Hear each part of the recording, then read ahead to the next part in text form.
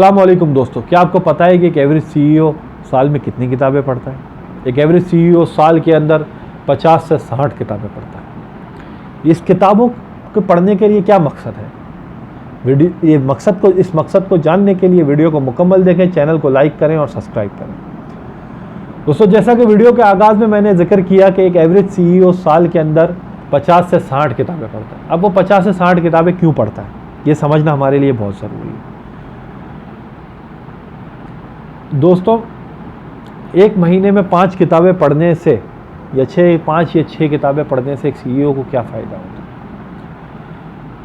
एक किताब को मुरतब करने के लिए, उसको बनाने के लिए, उसको तसनीफ़ करने के लिए, उसको कंपाइल करने के लिए एक ऑथर को, एक लिखने वाले को तकरीबन 3 से 4 साल का अरसा लगता है और वो अपनी सारी ज़िंदगी का तजुर्बा इन 300 साढ़े 300 पेजों में वो अपनी सारी ज़िंदगी का तजुर्बा समेट देता है।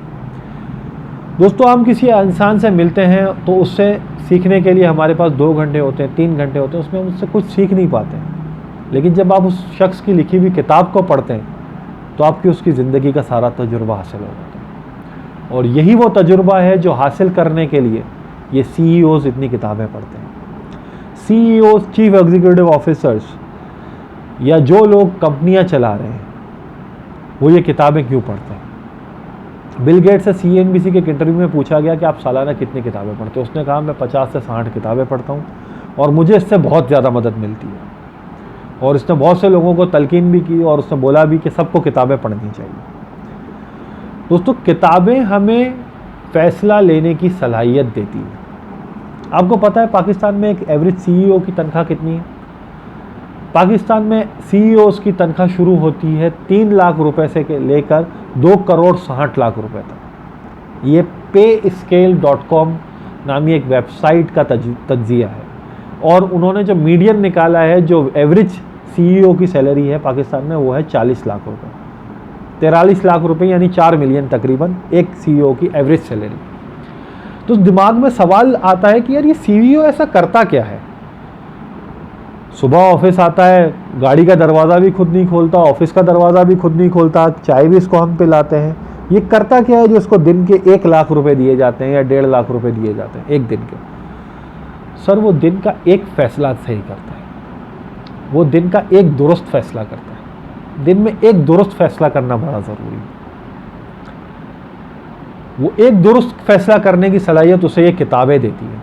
ये किताबें उसे वो सलाहियत क्यों देती हैं? क्यों कि जब वो किताबें पढ़ता है तो उसको उस ऑथर की ज़िंदगी से कुछ ना कुछ सीखने को मिलता है। हो सकता है इस किताब में 100 बातें लिखी हों, 100 मेरे काम की ना हो, लेकिन वो एक बात जो मेरे काम की है वो मेरी ज़िंदगी बना सकती है।